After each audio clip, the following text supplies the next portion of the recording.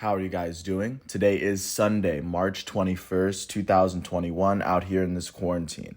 I'm James Sims, and for this episode of The Elite, I'm going to review the Elite performances and matchups from yesterday, Saturday, March 20th, as of course there was a lot to go through. And of course, I'm going to preview everything that's going on today as we navigate through the world of sports one day at a time. So with the NFL season being over since February and the MLB season not getting started till the beginning of next month, April, I'm going to get started in the NBA before I jump to college basketball. There were two games that were on prime time yesterday, and in the first, the Memphis Grizzlies would host the Golden State Warriors, and in this matchup, the Memphis Grizzlies would beat the Golden State Warriors 111-103 after outscoring Golden State by 10 points in the second half. For the Golden State Warriors in this matchup, their starting small forward, Andrew Wiggins, would finish with 20 points and 9 rebounds, as well as 2 steals in 35 minutes, as he shot 4 for 14 from the field and 10 for 12 from the free throw line. And their leading scorer would be their starting shooting guard, Jordan Poole, as he finished with 26 points and 5 assists in 38 minutes, as he shot 10 for 21 from the field, 3 for 9 from 3, and a perfect 3 for 3 from the free throw line. Steph Curry did not end up playing this game as he bruised his tailbone.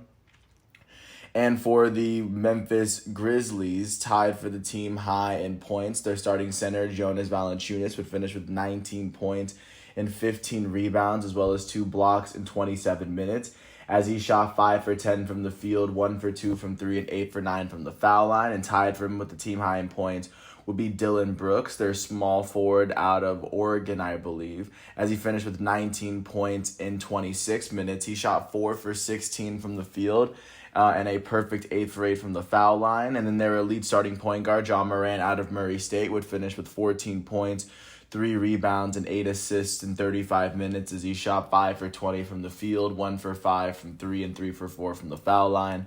With this win, the Memphis Grizzlies are now 19-20. That is the 10th best record in the Western Conference. They now sit a game and a half behind the Dallas Mavericks outside of the Western Conference playoff picture looking in. And with this win, they have now won 5 of their last 10, as they now sit 10 games behind the first place Utah Jazz. With this loss, the Golden State Warriors are now 22-21. That is the 9th best record in the Western Conference, as they sit a game ahead of the Grizzlies. They sit half a game behind the 8th place Dallas Mavericks outside of the playoff picture, as they have lost 6 of their last 10, and they sit 9 full games behind the first place Utah Jazz, to give a sense of where those two teams sit. And looking at the other team that was on the other game that was on prime time, and in this one, the Los Angeles Clippers would host the Charlotte Hornets. And in this matchup, the Clippers would beat the Hornets 125-98, especially after outscoring the Charlotte Hornets by 16 points in the first quarter and 6 in the second, combining for a 22-point deficit at halftime.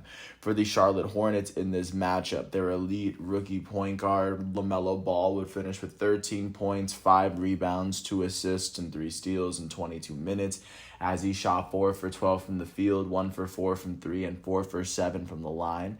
Their starting small forward, Gordon Hayward, would finish with 17 points and 8 rebounds in 30 minutes, as he was the leading scorer out of the starters.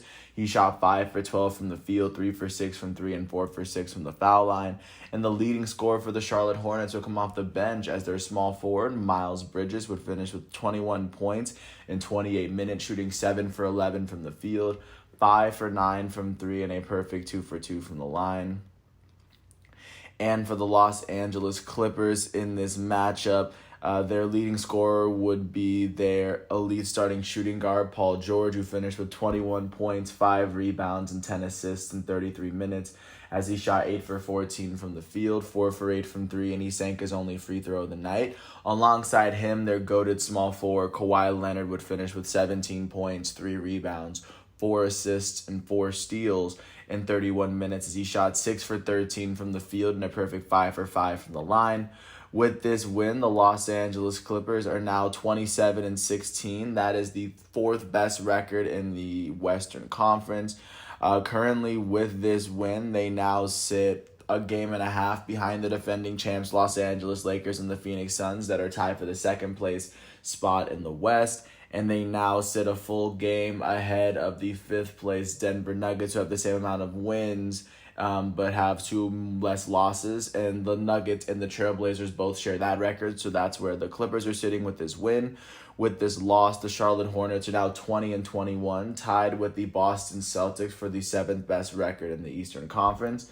As now they sit half a game behind the sixth place New York Knicks, and they now sit a game and a half ahead of the ninth place Indiana Pacers and the 10th place Chicago Bulls out east, just to give a sense of what's going on out there, as they sit 8 full games behind the Sixers in first place. Jumping out to Los Angeles, the Los Angeles Lakers hosted the Atlanta Hawks at what was then noon, as they granted Rajon Rondo his championship ring for his role in their victory over the Miami Heat. And in this matchup, the Hawks would beat the Lakers 99-94 after LeBron James would go due to a high ankle sprain. I guess I'll get back with the tests as they come back eventually. But in this matchup, the Atlanta Hawks would end up outscoring the Los Angeles Lakers. I guess their biggest deficit was where they outscored the Lakers by 10 in the third quarter. But in the second half, they would outscore the Lakers by 4, which was just enough to build a lead and just take over this game. Or they built a 6-point lead in the second half to build this win, to come from behind and pick up their 22nd win of the season and their Eastern Conference, and I believe what should be now their NBA best 8-game winning streak, which is pretty impressive for what's going on right now in the NBA. For the Los Angeles Lakers in this matchup, their goated small forward LeBron James would finish with 10 points, 1 rebound, and 4 assists, as he keeps his over 1,000 game double-digit scoring streak alive, by the way. In the 11 minutes, he would shoot 3 for 6 from the field, 1 for 2 from 3, and a perfect 3 for 3 from the line. The leading scorer for the Los Angeles Lakers would come off the bench as reigning NBA Sixth Man of the Year, Montrezl Harrell, would finish with 23 points and 11 rebounds in 33 minutes, as he shot 10 for 13 from the field and 3 for 4 from the foul line. And for the Atlanta Hawks in this matchup, their elite starting point guard Trae Young would finish with 14 points, 3 rebounds, and 11 assists in 34 minutes, as he shot 6 for 18 from the field and a perfect 2 for 2 from the line. And the leading scorer for the Atlanta Hawks, and for the game for that matter, would be John Collins, their starting power forward, who finished with 27 points, 16 rebounds, 3 steals, and 3 blocks, as of course he is the talk of a lot of trade rumors. And in 32 minutes, he would shoot 11 for 15 from the field, 1 for 2 from 3, and 4 for 5 from the foul line. With this win, the Atlanta Hawks are now 22-20, as they are tied with the Miami Heat for the 4th best record in the Eastern Conference, as they have now won 8 straight games in 8 of their last 10. In the playoff picture, they and the Miami Heat currently sit 5.5 games behind the 3rd place Milwaukee Bucks, as they also sit a game ahead of the 6th place New York Knicks out east. And they also sit 7 full games behind the 1st place Philadelphia 76ers, to get a sense of where they stand in their conference. Out west, with this loss, the Los Angeles Lakers, the defending champs, are now 28-14. They are tied with the Phoenix Suns for the 2nd best record in the Western Conference, and that may take a dip due to LeBron's indefinite injury. They have no idea of when he could be back. They have no idea of a timetable. But as of right now, where they are sitting in the West, they have won 6 of their last 10 games, like I just said. They and the Suns sit 2.5 games behind the 1st place Utah Jazz, and they sit 2 games ahead of the Los Angeles Clippers. Or they sit a game and a half ahead of the Los Angeles Clippers, to get a sense of where the Lakers stand out west. Jumping out to Philly, the East Conference's best team hosted the Sacramento Kings and were able to pull off a 129-105 victory, especially after outscoring Sacramento by 21. They outscored them 42-21 in the first quarter, literally doubling their score, and they carried that momentum through the end of the game. In this matchup for Sacramento, their leading scorer would be their starting shooting guard out of Oklahoma, Buddy Hield, who finished with 25 points and 5 rebounds in 34 minutes, as he shot 9 for 17 from the field and 7 for 13 from 3.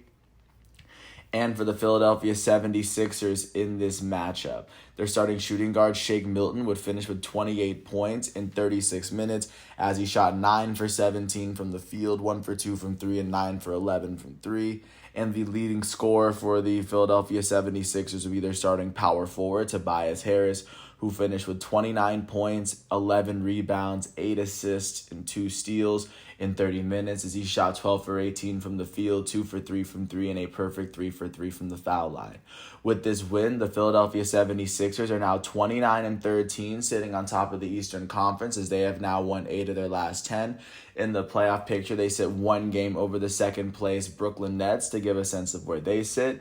And with this loss, the Sacramento Kings are now 17-25.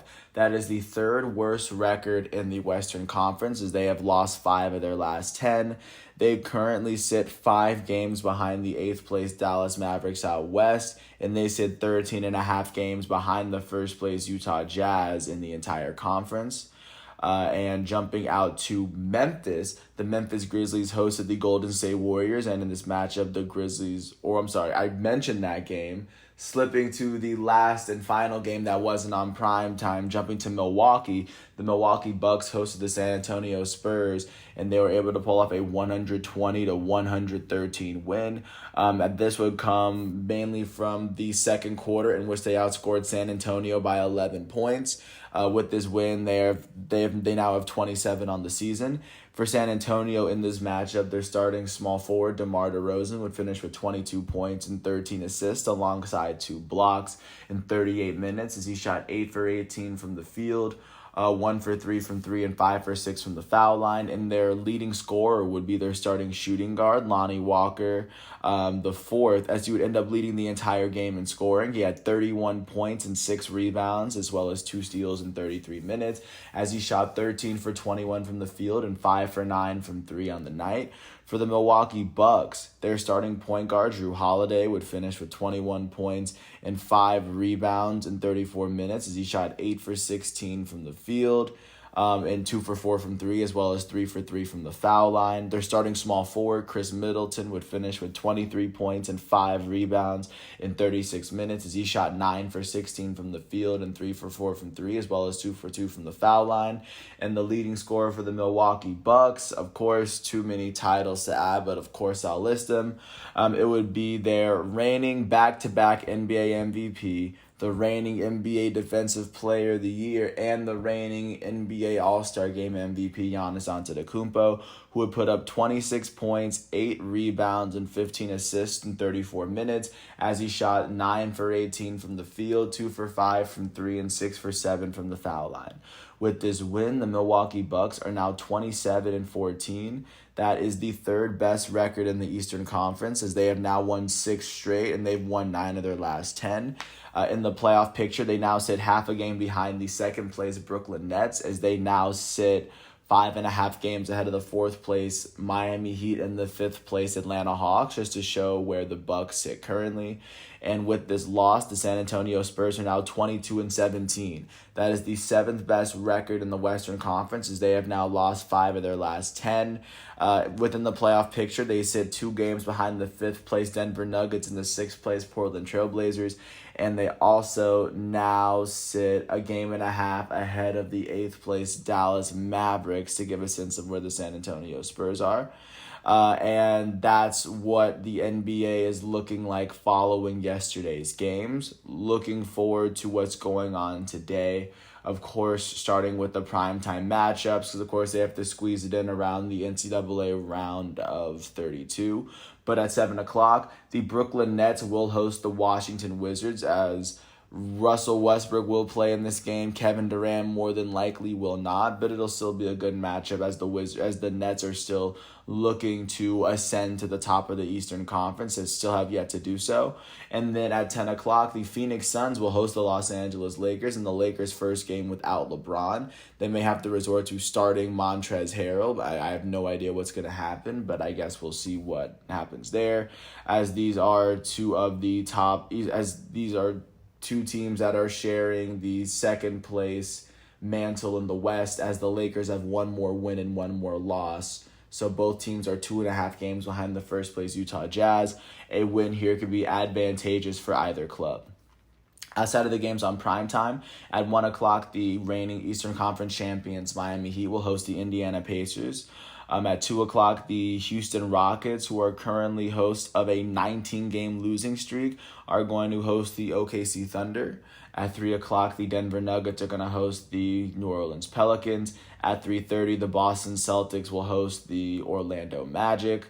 At 7 o'clock, the Cleveland Cavaliers will host the Toronto Raptors. At the same time, the Detroit Pistons will host the Chicago Bulls.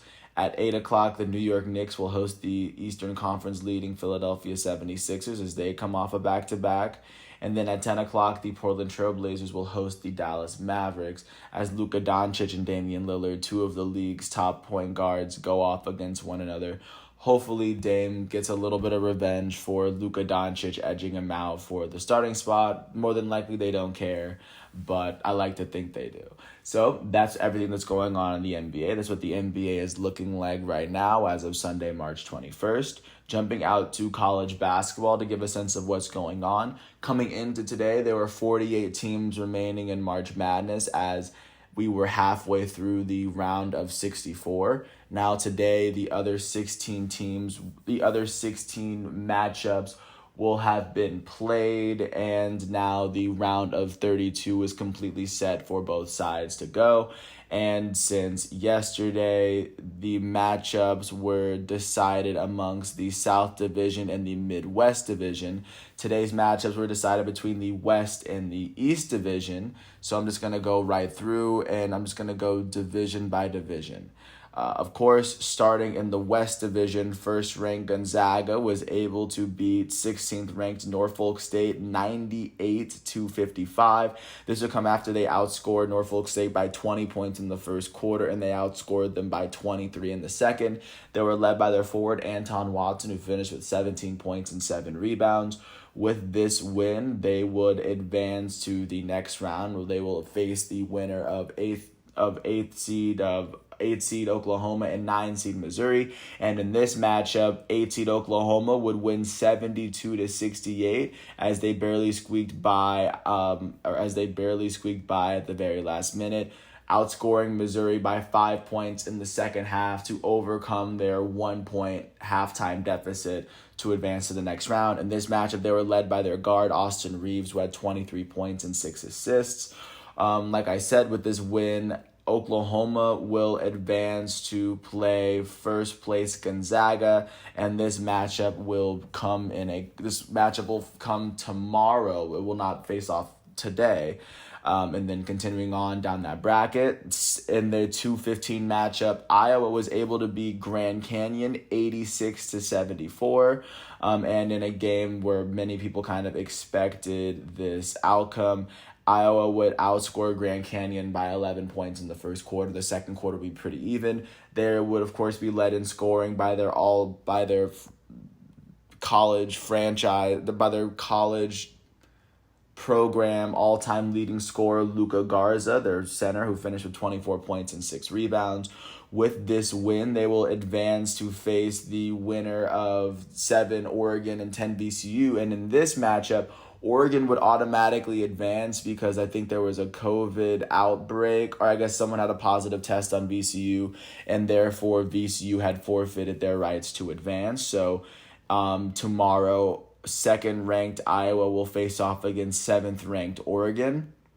In the 3-14 matchup, third-ranked Kansas would face off against 14th-ranked Eastern Washington. And in a game that was closer than a lot of people expected, the Kansas Jayhawks would end up beating Eastern Washington 93-84 after Eastern Washington led by 8 points at halftime. Kansas would outscore Eastern Washington by 17 points. They were, of course, led by their forward, David McCormick, who had 22 points and 9 rebounds. Eastern Washington was, of course, led by their forward, Tanner Groves, who had 35 points and 3 blocks. But of course, with this win, Kansas would advance to the next round where they would face the winner of 6th-ranked USC and 11th-ranked Drake. And in this matchup, USC would beat Drake 72-56. And of course, in this matchup, USC would outscore Drake by 3 in the first half, and their bigger half would come in the second, where they outscored Drake 32-19 by 13. In this game, they were led by their freshman forward and potential lottery draft pick prospect Evan Mobley, who had 17 points and 11 rebounds. And tomorrow, third-ranked Kansas will face off against sixth-ranked Iowa, or sixth-ranked USC. I don't know why I said that. And then looking at the 4-13 matchup, the only upset in this side of the bracket for today happened between 4th-ranked Virginia and 13th-ranked Ohio, where Ohio was able to beat Virginia 62-58 off some really good late stretch free throw shooting. That's really kind of what it came down to, and some great defense.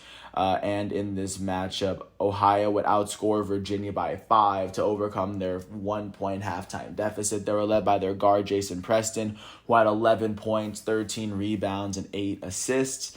And with this win, 13th-ranked Ohio would face off against the winner of 5th-ranked Creighton and 12th-ranked UCSB. And in yet another matchup that went all the way down to the wire, it would be 5th-ranked Creighton that would advance to face off against 13th-ranked Ohio. As Creighton went on as they outscored UC Santa Barbara by 4 in the first. UC Santa Barbara tried to come back, but it just simply wouldn't be enough. Creighton would be led by their guard, Marcus Zagorowski, who finished with 17 points and 8 assists. With this win, 5th-ranked Creighton will face off against 13th-ranked Ohio tomorrow. And once again, going through the West, all of the upper seeds except for Ohio were able to advance to the next round. And then looking at what happened in the Eastern bracket today, starting with the 1-16 matchup, 1st-ranked Michigan went off against 16th-ranked Texas Southern, and in this matchup, Michigan would end up beating Texas Southern 82-66, especially after they outscored Texas Southern by 18 in the first half. They were led by their guard, Mike Smith, who finished with 18 points and 5 assists. With this win, 1st-ranked Michigan would advance to the next round, where they will face off against the winner of 8th-ranked LSU and 9th-ranked St. Bonaventure. And in this matchup, LSU would actually come out on top, winning 76-61. In this matchup, LSU would outscore St. Bonnie's by 9 in the first half, and they outscored them by 6 in the second. They were led by their guard, Cameron Thompson, who finished with 27 points on the night. With this win, 8th-ranked LSU will face off against 1st-ranked Michigan tomorrow. And looking at what was going on with the 2-15 matchup, and in this matchup between 2nd-ranked Alabama and 15th-ranked Iona, Alabama would beat Iona pretty comfortably. It would be 68-55, or I guess that would be the score at the very end of it, as they outscored Iona by 12 after only outscoring them by 1 in the first half. Alabama was, of course, led by their forward, Herbert Jones, who had 20 points and 6 rebounds, as they really blew this game open in like the last 5-10 minutes or so. But with this win, 2nd-ranked Alabama will face off against the winner of 7 UConn and 10 Maryland. And in this matchup, 10th-ranked Maryland would beat 7th-ranked UConn 63-54. And in this not so crazy upset, Maryland would outscore UConn by 11 in the first half, and they kind of carried that momentum through the end of the game. They were led by their guard, Eric Ayala, who had 23 points and 5 rebounds. And with this win, 10th-ranked Maryland will face off against 2nd-ranked Alabama tomorrow. And then looking at what's going on in the 3-14 matchup, that was actually the last game from last night. And in this matchup, 14th-ranked Abilene Christian would beat 3rd-ranked Texas, just off of some great free throw shooting down the stretch. And in this one, Abilene Christian would overcome their 5-point halftime deficit to win this game 53-52. They outscored. They were led by their forward, Joe Pleasant, who had 11 points and 8 rebounds. With this win, 14th-ranked Abilene Christian will face off against the winner of 6th-ranked BYU and 11th-ranked UCLA. And in this matchup, 11th-ranked UCLA would pull off the 11-point win as they beat 6th-ranked BYU 73-62.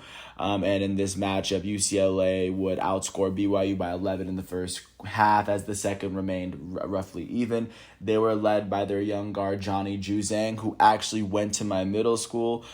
Just shout out Johnny Juzang. He finished with 27 points and 5 rebounds. And with this win, 11th ranked UCLA would advance to, or they will face off against 14th ranked Abilene Christian, and the winner of that matchup will face off against the winner of 2nd ranked Alabama and 10th ranked Maryland in the Sweet 16. And looking out to the last couple of matchups, looking out to the 4-13 matchup, 4th ranked Florida State faced off against 13th ranked UC Greensboro. And in that matchup, Florida State would pull off the 64-54 win in a very tough game that looked like it was close until Florida State pulled away at the very end. In this one, they were led by their forward, Raquan Gray, as he finished with 17 points and 7 rebounds. With this win, they would face off against the winner of Colorado and Georgetown, which was actually the first game of the day. And in this win, Colorado would actually end up smoking Georgetown 96-73 after they outscored Georgetown by 24 points in the first half. They were led by their forward, Jabari Walker, who had 24 points and 2 rebounds. And with this win, 4th-ranked Florida State will face off against 5th-ranked Colorado, and the winner of that game will face off against the winner of 1st-ranked Michigan and 8th-ranked LSU in the Sweet 16. And that's how these matchups are set. The round of 32 is complete. There are 32 teams that are left to play, and because of the way that the March Madness is set, it's 3 weekends, so they're going to jump right into the round of 32 with tonight's matchups. So just going in order and just going down, and just to give you a sense of where these games stack up in their divisions. At 12-10, looking in the Midwest, 1st-ranked Illinois will face off against 8th-ranked Loyola Chicago. That matchup will be pretty important, and the winner of that matchup will face off against the winner of 4th-ranked Oklahoma State and 12th-ranked Oregon State. That matchup will be at 9:40 on TBS. That will actually be the last game of the day. Looking at the other games in the Midwest Division, 2nd-ranked Houston will face off against 10th-ranked Rutgers at 7:10. That game will be on TBS, and the winner of that game will go on to face off against the winner of 3rd-ranked West Virginia and 11th-ranked Syracuse in the Sweet 16. West Virginia-Syracuse will take place at 5:15 on CBS. Those are half of the games that'll be on today. As we look on to see what's going on in the South Division, 1st-ranked Baylor will face off against 9th-ranked Wisconsin at 2:40. That game will be on CBS as that game kicks off that bracket. That'll be the 2nd game of the day. That will come on between Illinois Loyola Chicago and West Virginia Syracuse. And then the winner of Baylor Wisconsin will play against the winner of 5th-ranked Villanova and 13th-ranked North Texas. That matchup will be at 8:45. That'll be the second to last game of the day. That game will be on TNT, as of course, big game to see because the winner of Baylor Wisconsin will play against the winner of Villanova North Texas in the Sweet 16. And then for the second batch of second round fixtures in the South Division, 7th-ranked Florida will face off against 15th-ranked Oral Roberts, the only 15th seed that beat a 2nd seed so far. That matchup will end up being at 7:45. That game will be on True TV or, of course, the March Madness website if you want to stream it on NCAA.com, if you can. And then the winner of that game will play against the winner of 3rd-ranked Arkansas and 6th-ranked Texas Tech. And that game will be one of the earlier ones. That game will be at 6:10 on TNT. as that is currently how the NBA matchup, or that's how the NCAA matchup set up. And once again, going through them once again at 12:10, it'll be the Midwest 1-8 matchup between Illinois and Loyola Chicago at 12:10 at CBS. At 2:40, it will be the South Region 1-9 matchup between Baylor and Wisconsin on CBS. At 5:15, it'll be the Midwest 3-11 matchup between West Virginia and Syracuse on CBS. At 6:10, it'll be the South Region 3-6 matchup between Arkansas and Texas Tech on TNT. At 7:10, it'll be the 2:10 Midwest matchup between Houston and Rutgers on TBS. At 7:45, it'll be the South Region 7-15 matchup between Florida and Oral Roberts. At 8:45, it'll be the South Region 5-13 matchup between Villanova and North Texas on TNT. And last but not least, at 9:40, it'll be the Midwest 4-12 matchup between Oklahoma State and Oregon State on TBS. And then really quickly, jumping out to the NHL, just to give a sense of what's going on, just to stay within the arena, but in this sense to jump out to the ice. And of course, to give the necessary background in the NHL, the teams have to play within the division to limit travel. So of course, starting above because with I think almost every NHL team played, starting above the border, the Edmonton Oilers hosted the Winnipeg Jets, and in this matchup, the Oilers would beat the Jets 4-2 after netting 3 goals in the third period coming back from down. Their leading scorer would be the NHL leading scorer, Connor McDavid, who had a goal and an assist himself. With this win for the Oilers are now sitting second in the North Division as they trail the Toronto Maple Leafs by 2 points. And even though the Oilers are currently on a 2-game win streak, staying in that division, the Montreal Canadiens were able to beat the Vancouver Canucks in Montreal in a shootout. And after picking up their 14th win, the Montreal Canadiens are holding on to the 4th best record in the North Division as they trail the first place Maple Leafs by 5 points in the table. And speaking of the Maple Leafs hosted the Calgary Flames and they were able to blank the Flames 2-0 to pick up their 20th win of the season. With this win, they now sit top in the North Division as they now sit 2 points over the second place Edmonton Oilers in that same division. Jumping out east to the East Division, the New Jersey Devils hosted the Pittsburgh Penguins. After the Devils went up 1-0 after the first period, the Penguins would drop 3 in the next 2 and they would win 3-1, picking up their 19th win of the season. With this win, the Pittsburgh Penguins now sit third in the East Division as they trail the Capitals and the Islanders by 5 points each, because they are both sitting at the very top to give a sense of what's going on out there. Starting with the Islanders hosted the Philadelphia Flyers and beat them 6-1 after scoring 4 of them in the first period. The Islanders are sitting right alongside the Washington Capitals. And then the Washington Capitals would host the New York Rangers. And in this one, the Rangers would beat the Capitals 3-1. And when the Capitals had a chance to continue their lead over the East Division, but the Rangers seized that opportunity for them. With this win, the New York Rangers now sit 6th in the East Division as they trail the first place Capitals and Islanders by 14 points in the East. And then the Sabres-Bruins game was postponed. Jumping out to the Central, the Florida Panthers hosted the Nashville Predators and were able to blank the Predators 2-0, picking up their 20th win of the season. With this win, the Florida Panthers now hold the second best record in the Central Division as they now sit 2 points behind the Tampa Bay Lightning out there. Speaking of the Lightning hosted the Chicago Blackhawks and were able to pick up a 4-1 win after picking up the first 4 goals of the game. Their defender, Hedman, would finish with 3 assists on the matchup, and after picking up their 22nd win of the season, they are now sitting 2 points ahead of second place Florida to give a sense of where Tampa Bay is in the Central.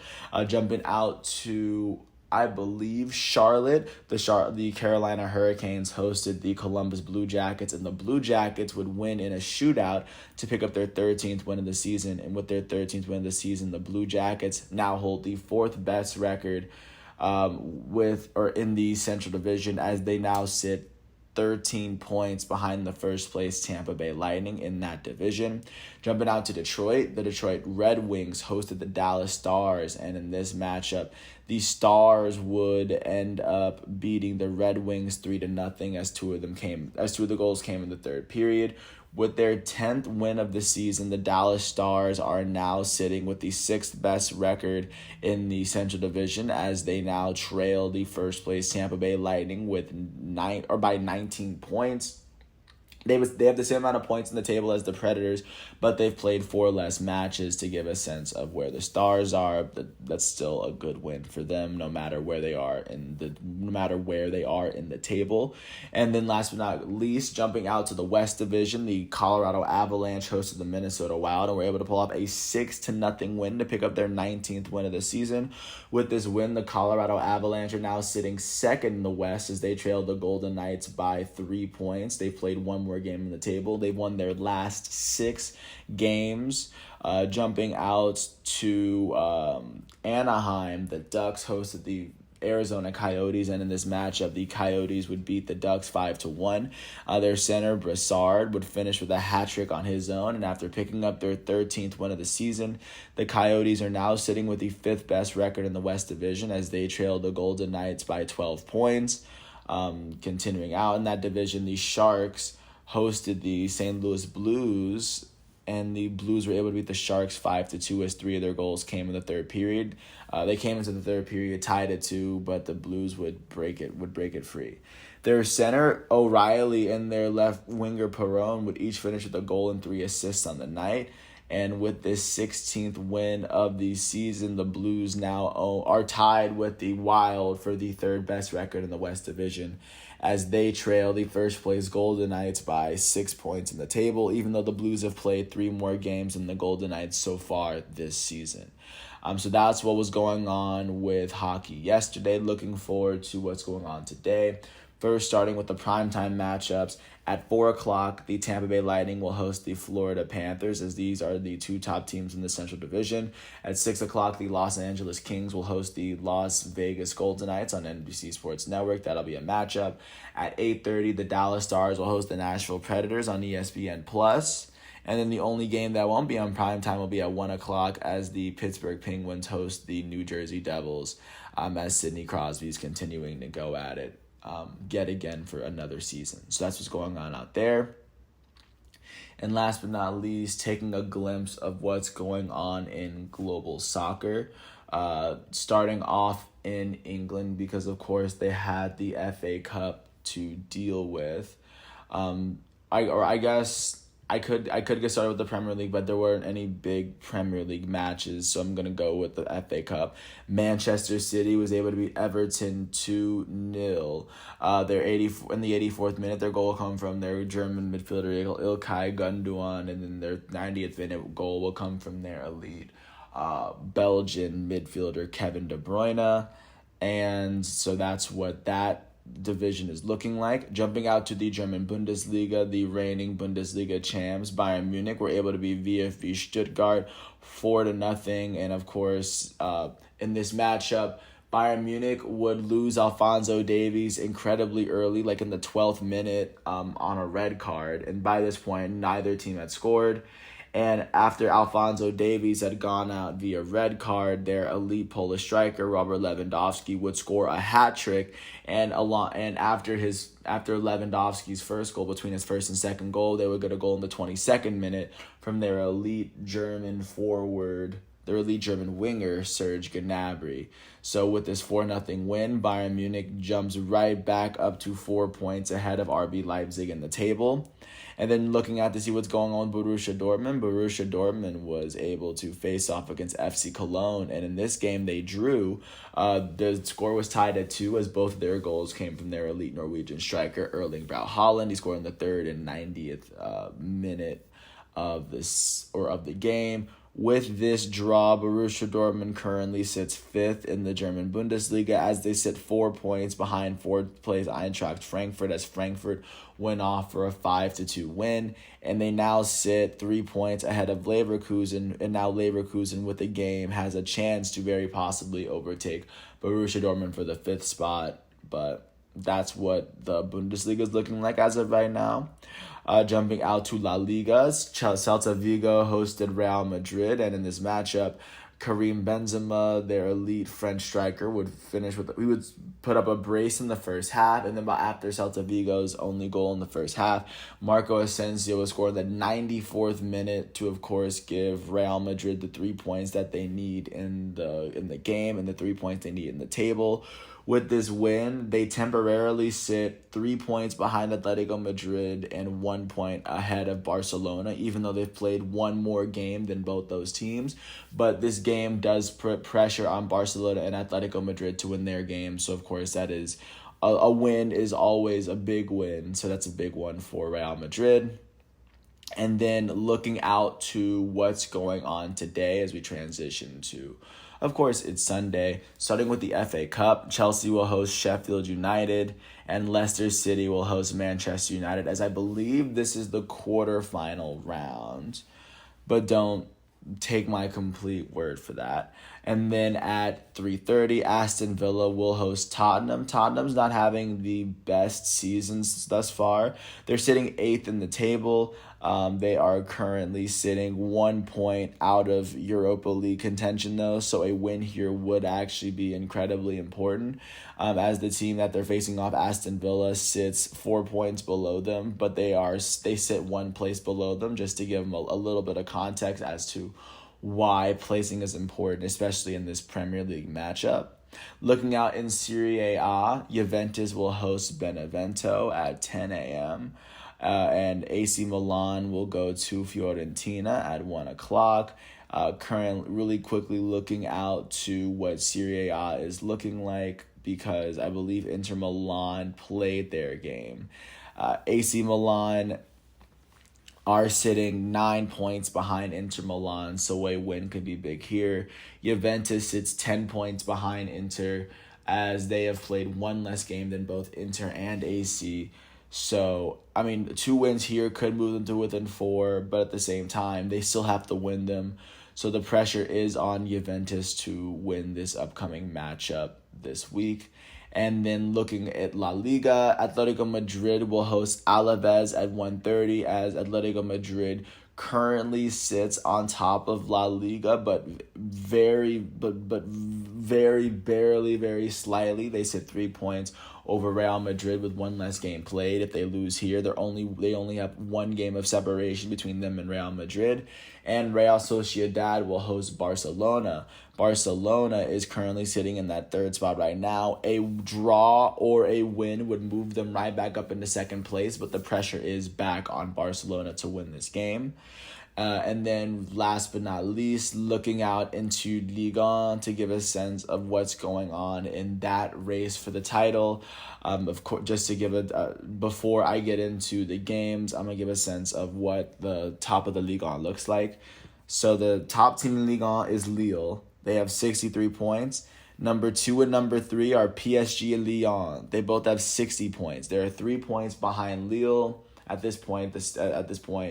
PSG has a higher goal differential than Lille, so if they both have the same amount of points, PSG would overtake Lille on goal differential. And then 1 point behind second place PSG and third place Lyon is fourth place AS Monaco.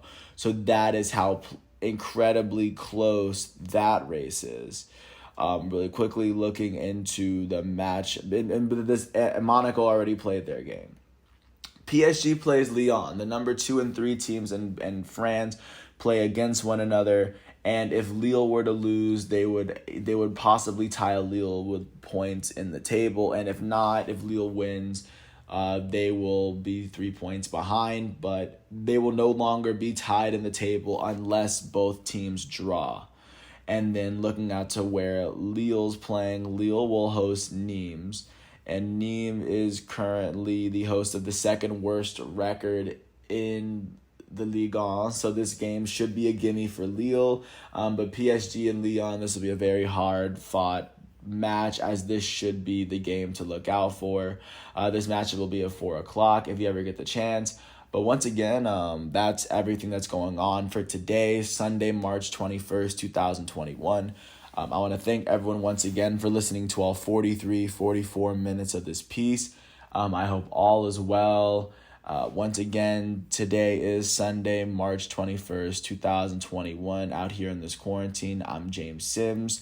Out here in this quarantine, signing off. Peace out.